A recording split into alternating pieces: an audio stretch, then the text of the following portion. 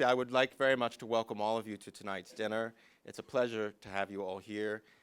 It's my honor to be among so many good friends, people that are such familiar faces, and to meet such some new faces too.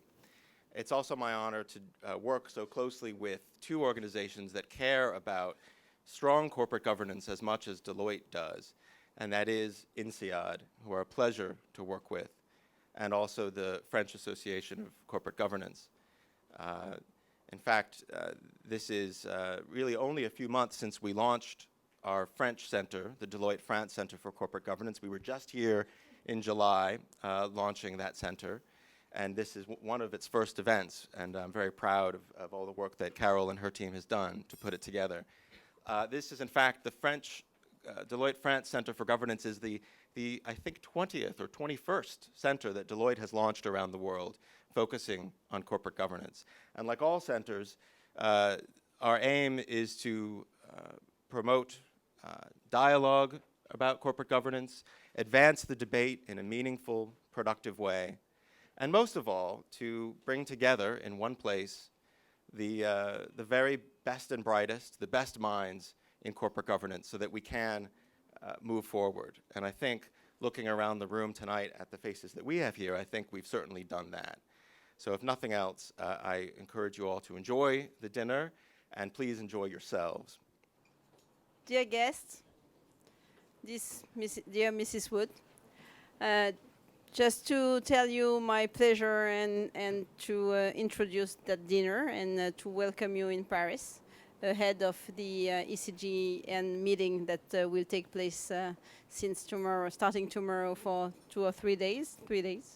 We will discuss some important issue, I think, tonight, trying to provide you with some useful consideration and discussion items for the CGN meetings. So I hope that it will be for you a very interesting evening. Thank you. Bonsoir, je vous remercie beaucoup, je serai bref. Nous travaillons pour favoriser le dialogue nécessaire entre les émetteurs et les actionnaires afin de retrouver la confiance. Même pendant cette période de crise grave aux multiples facettes, je pense que c'est une opportunité pour mettre en place d'une façon concrète les principes de gouvernement d'entreprise définis notamment par les guidelines de l'OCDE, auxquels nous avons contribué modestement. Il est important aujourd'hui que les investisseurs institutionnels qui ont des équipes dédiées s'impliquent dans un audit, un contrôle de la bonne implementation, de la bonne implantation, respect des principes de gouvernement d'entreprise et de la régulation. Il est difficile pour les régulateurs publics de pouvoir effectuer leur mission complexe aujourd'hui s'ils ne sont pas relayés par les investisseurs institutionnels qui ont les moyens et les équipes dédiées. C'est le message qui est prudent et modéré que je voudrais faire passer en tant que président de l'Association française de gouvernement d'entreprise. Bonne soirée. So it's a pleasure as INSEAD faculty member, I already introduced myself, to see so many of you here. I first would like to, all of us, to thank my former chairman, actually, Claude Janssen, Président d'honneur of INSEAD still today, and who is actually welcoming us as member of the Cercle Interallié. So thank you very much, Claude, for, for having us. And my second task is to moderate or keep Theo, my dear colleague. It's much easier to manage Theo as a colleague than as a dean, I can tell you. But Theo, I would like to introduce him as a rare bird. He's one of the few Flemish who says he's born in Chicago. And he's certainly one of the few Belgians who complain Chicago isn't what it used to be. You know, that Friedmanian economics is on the way down, and he bitterly complains about this, but then sort of tries to really turn things around at INSEAD with some success. And so Theo is also writing sometimes in the Wall Street Journal, and it's a pleasure to listen to him. It's easier to listen to Theo once you know him. He's quite strong-minded, and he certainly tries to keep his students awake. So Theo, Thank you for your opening comments, which are here more to add a little bit of salt and pepper to the meal, should it need some. Thank you.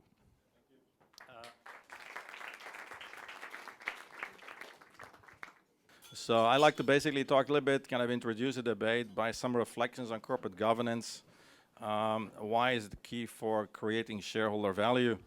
And today I'm more convinced than ever that good corporate governance is important for shareholder value. After some personal experiences, I basically bought shares in a Chinese company listed on the US markets, China Plastics. Now, as you may know, that Chinese companies in the US have been hammered down because of suspicion of poor governance. I think that all the Chinese are crooks. They cheat on the accounting, they make up earnings numbers, they sell at PEs of 1 and 2, they sell at half of cash value, so people think there is a governance problem there. So fortunately, I got saved by Morgan Stanley Private Equity, who basically invested $100 million convertible preferred stock in the company. And on that day, the stock price rose by 50%, also because Morgan Stanley put in 2 people on the board. So this is a pure example that governance is important, especially when government is lousy, so as in Chinese companies. Now you may wonder, what is a Belgian guy like me buys a Chinese stock? Well, you know, I'm basically a big fan of share buybacks. I did all my research on share buybacks. I every day think about share buybacks. And I bought this company because they announced a share buyback, a $10 million share buyback, claiming that they were undervalued. Now, in this case, basically, things are different from normal because I've done a lot of research on it and showing that when a company does a buyback, stock prices go up, both in the short run and the long run. Actually, if you can actually make money by systematically buying companies that announce buyback programs, hold them for 3 years, you kind of beat the market by close to 20% if you do this. And this is true in the US as well as globally. So this is why I got into this. Now, what I learned from this personal experience, first of all, is that not every buyback is a credible signal of undervaluation. The buyback announcement is really not a firm commitment. When a company announces we plan to buy back stock, they really don't have to do it. So it's an open-ended commitment. So it may well be they're just lying and cheating here. And basically, the reason why the market didn't go up is because essentially the market doesn't believe the Chinese management. I think they're just making this up. And in this case, the market was right. Actually, although the company announced a buyback of $10 million in April, actually no shares have been bought back today. So clearly, this encouraged me now to do a study on corporate governance and buybacks. And indeed, in a recent paper I have with Urs Speyer and Alberto Manconi, we find that the quality of the repurchase signal depends very crucial on the corporate governance metrics of the company. So bad corporate governance is essentially the most driving force between long-term returns, not so much the buyback activity. The second lesson I learned here is basically that in order to get active investors involved, you have to give them some incentive to do so. And the typical complaint of shareholder activists is saying, well, corporate governance doesn't pay. I mean, I have to do all the work, but then everybody that owns shares in the company, they benefit too. So why should I do the effort? So here the Morgan Stanley example is a case where Morgan Stanley gets access to an investment opportunity that's not available to other investors, and they would not be able to get this return by buying shares in the market of this company, because this company basically has a small float. And the last thing I learned here is basically to be very skeptical about regulation. Coming from Chicago, I've always been very skeptical about regulation, but more than ever today, because China Plastics complied with all the SEC regulation, the disclosure regulation. They have a majority of independent directors on the board. Now, none of these independent directors cared that they announced a buyback and didn't do anything. I mean, so it seems to be that there is some problem here, but depending on regulation. And the most recent example, obviously, that we all now involved with is the regulation of governments in banks. You know, we were told that the previous crisis is caused by greedy investment bankers trying to maximize their bonus by taking excessive risk. So what did the regulators do? Okay, we're going to cut down on bonuses of bankers. So what has happened in banks now, fixed salaries has gone up. As a result of the increase in fixed salaries, essentially now the operating leverage of banks has gone up. So banks have now become more risky, not less risky as a result. Secondly, we've been told to invest in riskless assets like government bonds of Greece. I mean, if you think about the government, the European regulatory authorities consider any bond issued by a member as risk-free. Even during the recent stress test, 80% of all Greek bonds are considered risk-free because they're on the bank's banking book. So clearly, the regulator is ignoring market reality, and as a result, we're now sitting in a new financial crisis that probably will need some new programs and new courses for the future that I will maybe talk about later on. On the basis of this, I'd like to make a few recommendations for topics on the next conference that you have. The first one is, how should board members respond to stock prices? When the stock goes down, should you just say, well, the market is crazy, everybody's stupid, and we ignore this, there's just animal spirits in the market? Or should we say, well, is there something wrong with the strategy? Do we talk to the CEO and say, well, why is the stock price going down? If a company announces an acquisition and the stock price goes down, should you question the wisdom of this acquisition? If you fire the CEO for alleged sexual harassment and the market cap of your company falls by $10 billion in a day, do you say, well, excuse me, I'm going to rehire you because of a mistake? Or do you do the opposite, do a share buyback like Hewlett-Packard has recently? So answering these questions, I think, requires solid valuation skills. I think every board member should learn valuation. This would be a topic on our next course at INSEAD. You should be able to communicate with the management. When the management says, my stock is cheap, okay, show me. What valuation model do you use? What assumption do you have in your spreadsheet? Just tell me, why do you think the market is wrong and you are right? So this is one, I think, important, element of board members' education.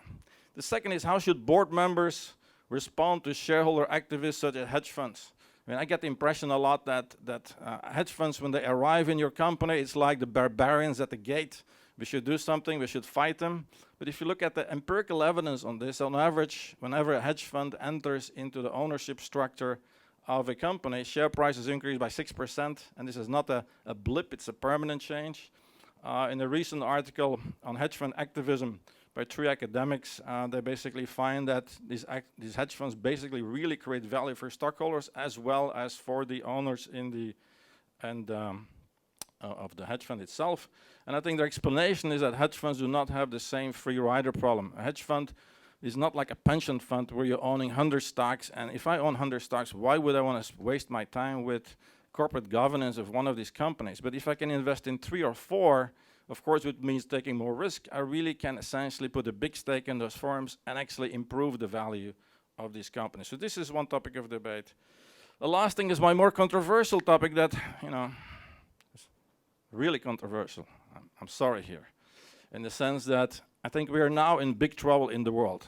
Why? Because we talk here about corporate governance of companies. But in the meantime, the whole macroeconomy is coming down. It's like talking about how to rearrange the chairs on the Titanic. I mean, we should really start thinking about how can we improve the governance of politicians. I mean, the problem with a politician, I think, is a politician is like a company where the CEO has no shares in the company. Not only the shareholders vote for him, but also the customers vote for him and the employees vote for him. So what does he do? He gives away the products for free. He fills the whole government with government workers. And then in order to get the votes of the taxpayer, he said, well, I cannot really tax people to debt, so I'm going to borrow money. Because people really don't know that they have to repay this debt. They really don't realize this. Or I'm going to borrow it from foreigners. Foreigners don't vote. Or I'm going to borrow it from future generations. They don't vote either. I think we got a problem here that our democratic system is fundamentally fiscally unstable. So my revolutionary proposal, which I also wrote down in the Wall Street Journal, I've been on CNBC with this kind of stuff, is that you should have bonuses for politicians. You should have bonuses tied to performance, such as the Maastricht criteria. Also penalties for politicians. I mean, imagine that the Greek government today, that the prime minister had to put his house as collateral against government debt, that he would implement those changes. So my proposal is half of your personal wealth of a politician has to be put as collateral against government debt. Now, I've been sending those proposals to Herman van Rompuy, my good countryman, but so far I got no reply. So I hope you, those of you who are friends of him, write to him and say we need to do something about governance of politicians, because I think otherwise we are basically getting in a perpetual mess, and all the discussion of microeconomic issues such as corporate governance is actually kind of trivial compared to the big problems of the world. And that's all I got to say.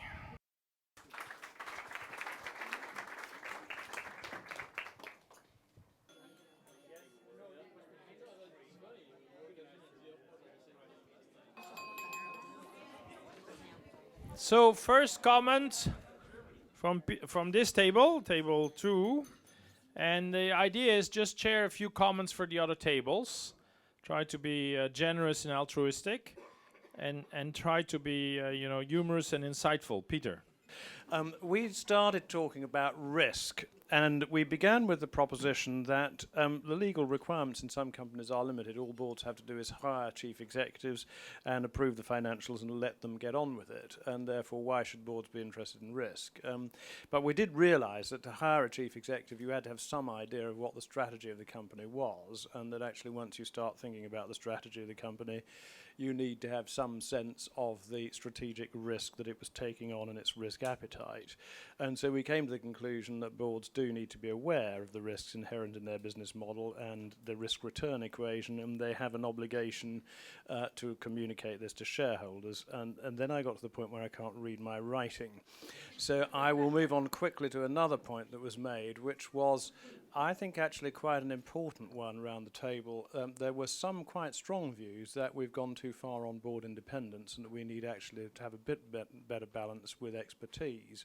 And there was some quite lively discussion about that, but the feeling was that boards which are not expert can't really understand the risks that the company is running. And so I think that's quite important. We then decided, for a bit of amusement, that we'd run around the table and see what our biggest wish was for corporate governance. I won't give every answer, but there were a number which I think stand out. One, it's really critical for good corporate governance that shareholders can fire boards. I think that was actually something we agreed on. There was a point made about the need for better standards among pension board trustees, which I think resonated around the table. A suggestion that board directors should be certified, their competence should be certified. There was a strong view that we should address the comp problem, and that actually possibly we were going too far in trying to align compensation with shareholder interest, because at the end of the day it always ended up being aligned with the interest of short-term shareholders. I think that's actually, because the conclusion about this was that compensation should be more paid in cash. I think that really is quite a very interesting subject for debate. But finally, something a little bit controversial, if we go back to the beginning, there was a view expressed that we should ban share buybacks. Because on the basis that actually if you want well-run companies, then actually a commitment over the long term to paying and maintaining and growing a dividend is a commitment on the management to think long term and generate cash over the long term. This was contested around the table. There was a view that share buybacks were this approach to the dividends was rather difficult for companies in very cyclical businesses like investment banking, and so they need sometimes to buy back their own shares so that people can go on believing in them. And if you believe that, you'll believe anything. That's where I'll stop. Thanks very much. We talked about two issues. We started talking about risk and strategy. Well, actually, we talked about three issues. We had a hearty debate about the CEO of HP and my disagreement with much of what my colleague here said in his lecture about that. But anyway, we won't go into that. We went on to a discussion of strategy and risk and whether boards will be getting more involved. And I think we heard around the table various perspectives on that, but the notion I heard was that boards are involved, certainly, in risk discussions, even if they may not be calling it that, whenever they talk about strategy. Because you can't talk about strategy without doing an exploration of what are the assumptions and the risks around that strategy. And the same about risk appetite. While boards may not be having set discussions about what is our risk appetite, that discussion happens in the context of a strategic discussion and an assessment of what are the risks that are being taken on in particular decisions. Does anybody want to add anything about strategy or risk on that note? The other topic that we talked about at length was what should boards do when they're approached by active investors such as hedge funds? And I think the best piece of advice was be in a position where you're performing well enough so that the hedge funds don't come after you. And then we went on for a discussion around the different kinds of activisms. And I think that basically the sense around the table is that there's a context dependency to this question. It depends who the investor is. It depends what situation the company's in. It depends on what the issue is that they're bringing forward in order to decide how to react. There's all kinds of shareholder activism. There's some from the hedge funds that are really seeking to push a company to make some big strategic decisions, to sell off assets and things. But there's lots of other kinds of shareholder activism that boards have to think about as well. And I think what I heard was that boards need to make sure that they listen and understand what it is that's being sought before they immediately come to a decision around how to communicate and what the strategy should be. Thank you. We were tasked with discussing the role of boards generally and how you make them more effective. And of course, we got on to a whole lot of other subjects as well.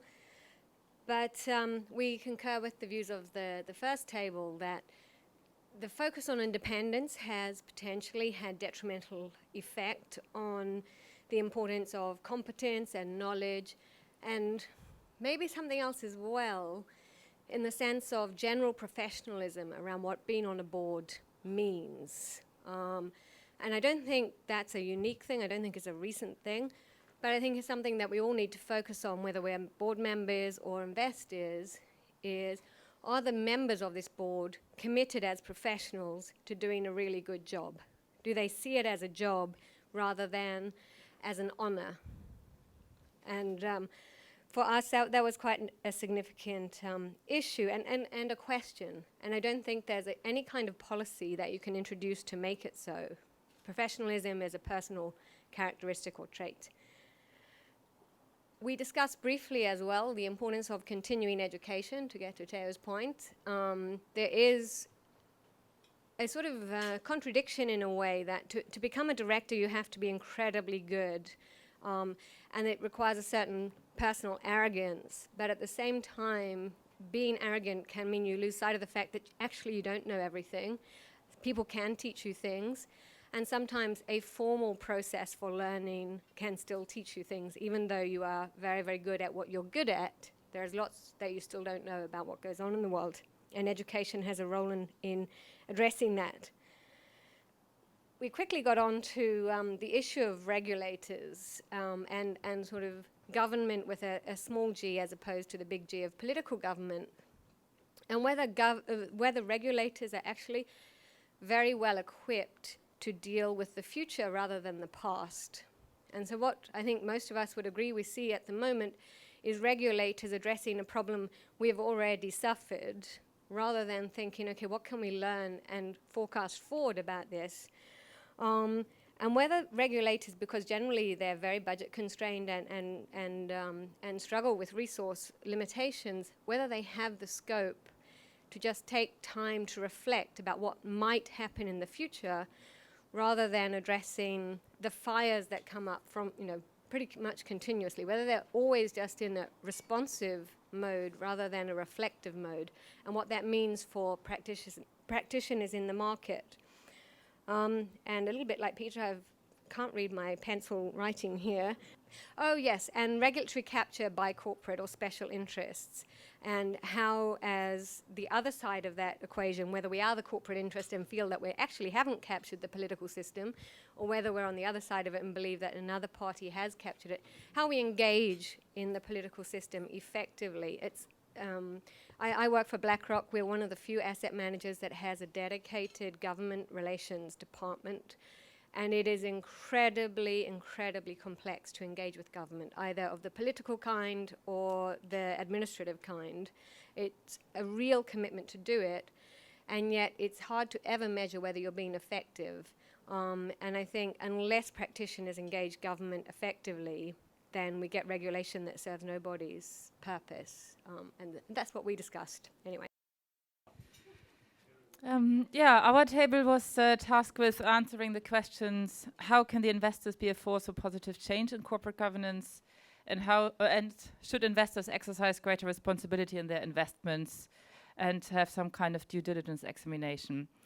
And our discussion was very clear that as investors, how we can be a force for good is by recognizing our fiduciary duties and actually having corporate governance principles in place and implementing those properly, be that through voting, but also through engagement. And then one very practical point that we touched on is the question of lost votes. There were several examples that all of us had encountered where actually our votes, although we had submitted them, didn't make it down to the company. And in some cases that had led to a capital rise not being approved or a meeting not having the necessary quota. So that kind of dealing with the intermediaries is actually a responsibility that both the issuers and the investors need to take a lot more seriously. And this is one of the matters that the ICGN is looking at the moment, but quite clearly an area for quite some improvement to come. Then in terms of the question of exercising responsibility, we also felt that it shouldn't just be limited to equities, but that actually a lot of us who work for pension funds in particular, we work across all asset classes. So particularly within the illiquid space, transposing your governance principles towards that and looking at what your position as a investor in a company and how that is affected by your right or not to have a seat on the advisory board. What are the powers of the advisory board to approve changes to the investment strategy, for example, that is actually an area where due diligence happens before the investment is made, and one can have quite some influence and impact over the governance of the investment that one will be locked in for quite some time. And then being in France, the topic of French governance came up, and one of the frequent issues of concern is the combined roles of CEO chairman, which by some was considered actually a generational issue that might fade away over the next perhaps 5 to 10 years. And that some of the topics one should really be focusing on is succession planning and also some of the additional pension schemes that are being doled out to executives. So we took the great lead that was provided by Theo and just decided that we would dig into most of his subjects. Our first one was regulation, which, to be frank, we could have talked about through the whole rest of the conference. We talked a lot about it. We focused a little bit on market effectiveness, a lot of the things that you've seen, whether it's concepts like financial transaction tax, how to deal with hedge funds, other things like that, and just had a debate about the dual prospects that there are with regulation, particularly now around financial regulation, which is this idea of safety and soundness versus whether or not financial services companies can help economies grow, and where's the balance and where's the cutoff, and you need to do both. So we talked about that. We also talked about education of board members, and we almost put together a little business plan for the ICGN. I don't know that she was biting, but we were trying to develop revenue streams at our table to support the economy.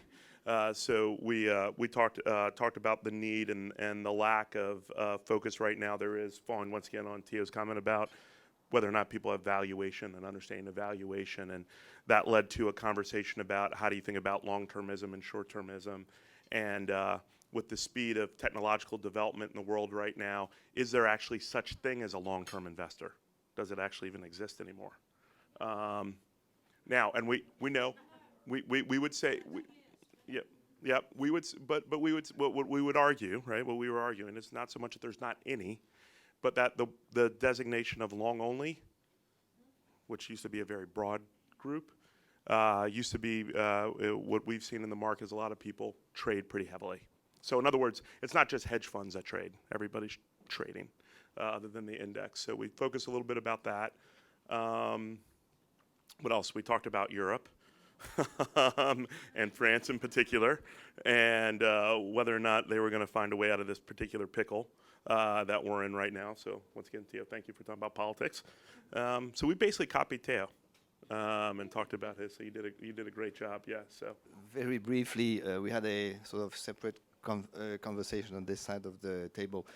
It was about the definition of corporate governance and who is it supposed to, whose interest it is supposed to serve. And common definition, it is supposed to serve the interests of the investors. And we had a debate whether corporate governance should evolve in the future into something broader, like social responsibility, corporate social responsibility. And we had a debate about are the two notions aligned or not aligned, and what are the difference between the two, and should a company, I mean, should the very long-term interests of a company be looked at wider than the interests of the pure investors? Because in the long term, everything should converge, like the staff, the government, the candidates, the social partners. So we had this debate about the comparison of corporate social responsibility and corporate governance. So it's many open questions, so we didn't have answers really, but can be a subject of further debates. Before I free you for dessert, I want to leave you with a funny thought. It occurred to me, one thing that might be appropriate to bring up in this venue is a little something, a sort of terminology that's often used in the retail industry called the Gruen transfer. Does anyone know what that is? Anyone heard of that? It's a little, I hope this isn't too forced, but I think it's a clever little thing. Gruen transfer is, it was named after the guy who, I think an Austrian architect, who invented the shopping mall, the concept of the shopping mall. And his theory was that as you enter a shopping mall, the environment, the design, the layout, everything that you're surrounded by is unusual, sometimes intentionally confusing. And what it does is this transfer is a psychological state that puts you in the mood to, in a sense, drop what you came in for and be more psychologically prepared to look at something new because you're in new surroundings. And I think what we have here tonight, in some ways, we can call the ICGN transfer. I think that this is really what the ICGN means to me. We often arrive at ICGN conferences and we're surrounded by new surroundings, something as beautiful as this, and amazing people, bright, intelligent people who have different points of view that encourage us to rethink where we're standing and accept new positions. So I think this is, to me, a great way to start a 3-day, 2.5-day conference. And I hope that we're all prepared psychologically to accept new positions too. And I think it's been a great discussion all around. So thank you again. Before we free you for dessert, I did want to offer, we do have the chairman of the ICGN with us this evening, Christy Wood, and I'd love to offer you the microphone as well. Thank you very much, Dan, and thank you to INSEAD and AFGE and Deloitte, because this has been a terrific way to start the conference. All the issues that are on this list here, banking, regulation, investors, ESG principles, will be hotly debated in the next few days, and this was an excellent way to get started. So thank you to everyone, and thanks very much to our hosts.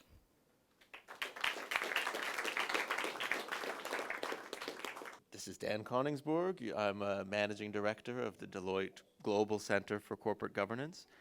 And I think in terms of conclusions for the event, I think that we raised more questions than we answered, which I think is no bad thing. We certainly talked a great deal about the appropriateness of regulation, about the role of institutional investors, about the role of the board when it comes to responding to share prices going up or down, and wider governance questions like the role of the government too. So I felt that the contributions were very strong from all of the tables. It was a unique event in that we had both regulators and government and investors and service providers, all circles and all corners of the governance world, all in one place at the same time. For me, I think the real value of a corporate governance event like this is to bring together the best and brightest, the best minds in corporate governance to talk about these issues and to advance the debate, especially at the beginning of a conference like ICGN. I think it was a great way to start, and I certainly personally enjoyed the debate and the discussion and look forward to more to come. I'm very happy that this dinner took place. I think it has been the opportunity for all the guests to meet together and to spend a moment speaking about corporate governance issues, especially in these difficult times with the difficulty in the markets. It is clear that a dinner is not enough to deal with all the difficulties and all the issues to be debated, but this is a start, and I hope that the ECGN meeting will give the opportunity of all the members and the attendees to go further. So this was a lovely evening. There are several points about such an evening. The first thing is to get people to talk informally in a very in a more honest way than on the stage, and I think that's what we had at the tables, certainly at my tables. People can test ideas, express ideas, and then we had suggested some ideas that they could discuss. And so to prepare the ICGN conference, which is going to be held in the next 2 days in Paris. So I think that was achieved. The second thing was to welcome these international people and also the French people in this extraordinary place, which is the Cercle Interallié. I think people enjoy that, and I think France is still a country of welcome and good food and good hosting, and that is always important as well. As for me, the third part was to have this collaboration between INSEAD, the business school, and Association Française de Gouvernance, which is a not-for-profit, certainly, a public association, and then a private actor, Deloitte. And so building networks so we can learn from each other and move together. And I think one of the things that we try to do is in these partnerships is we realize we're much more effective moving the three of us. So for us, INSEAD, this was a great opportunity to work with Jean Montmassier and Carole Lambert from Deloitte to move our cause of good governance. I think my final comment would be that one cannot speak enough about governance, both on the corporate side, which is a problem, but now the governance debate has moved to the national side, to the side of regulators, politicians. And we see this in the European Union. So the European Union has difficulty in the financial crisis, not because of the corporate governance of the corporations, but more because of the governance of the regulators and the government.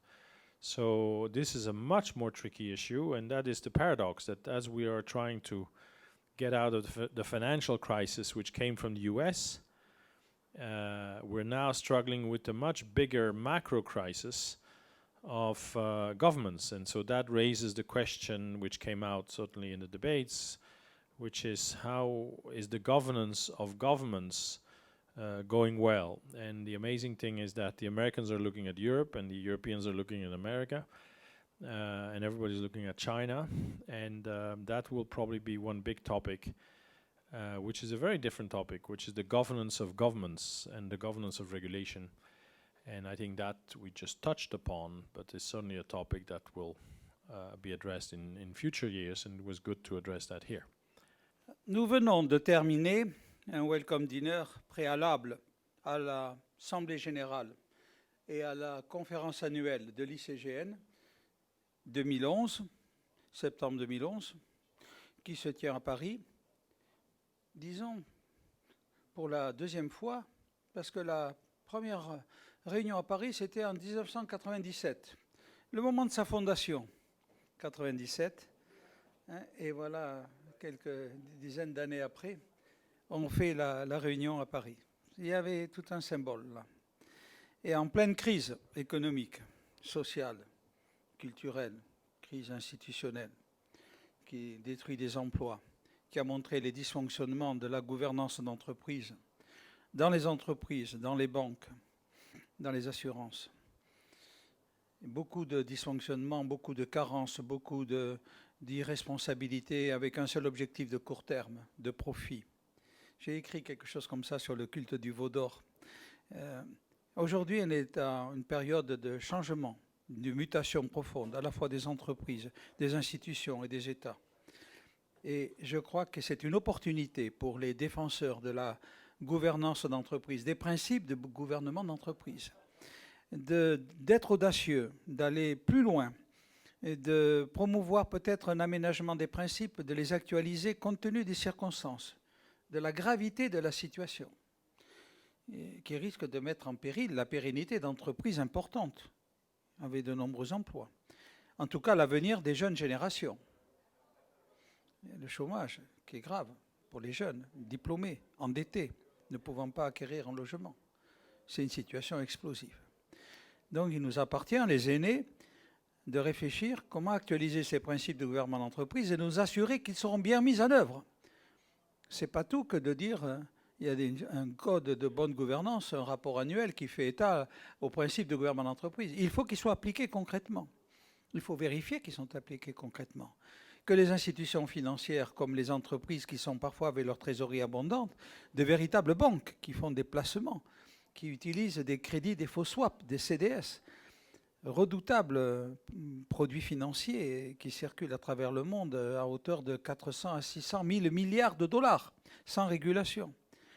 Ces gens-là doivent accepter les règles de régulation édictées par les autorités nationales comme la Commission européenne.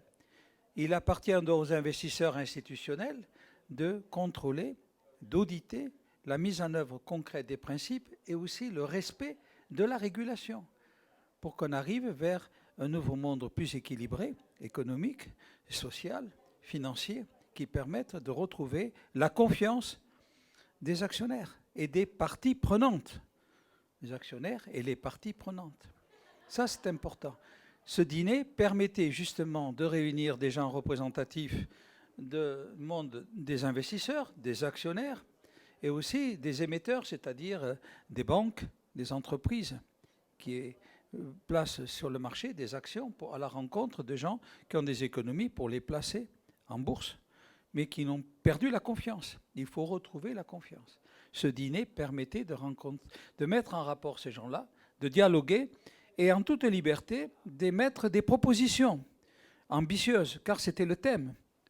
Quelles priorités? Quel futur? Quelles ambitions? Quelles priorités? On va vers une profonde mutation des entreprises. Elle est inéluctable. Donc, je crois qu'on a atteint notre objectif. Il est certain que dans la conférence de demain, après-demain, 12, 13 et 14, il y aura peut-être 600, 800 personnes. Ce sera un compromis. Mais ce qu'on a fait ce soir avec la présidente de l'ICGN devrait être entendu, en tout cas, impulser une certaine dynamique pour les gens qui sont les gardiens de la bonne gouvernance à travers le monde. Le premier code a été fait en 1996 par le président de CalPERS, Bill Christ, qui a été l'initiateur de ce réseau international. Moi, j'ai rejoint ce réseau dans les années 97-98. Voilà. Et c'est à partir de là qu'on a parlé de la dictature des actionnaires des fonds de pension. Ce n'était pas la dictature, ils demandaient « Soyez sérieux, gérez bien votre entreprise. Nous avons mis notre argent, l'argent des retraités américains ou européens. Il faut être sérieux. » Et aujourd'hui, il y en a, des caisses de retraite ont perdu beaucoup d'argent avec les subprimes et les autres produits dus à l'ingénierie financière débridée, à l'appât du gain, le court terme. Ceci est en train de changer. Le monde est en train de changer pour préparer un meilleur avenir aux générations futures. Je vous ai dit l'essentiel et je vous ai exposé mes convictions. Je vous remercie. Mais ce Welcome Dinner que nous avons préparé à l'initiative de Deloitte, Carole Lambert et Dan Koenigsberg, avec le partenariat de l'INSEAD, vous avez vu les brillants orateurs de l'INSEAD, dont Ludo, et puis la AFGE que je préside. Je crois qu'on a bien travaillé. Voilà, je vous remercie.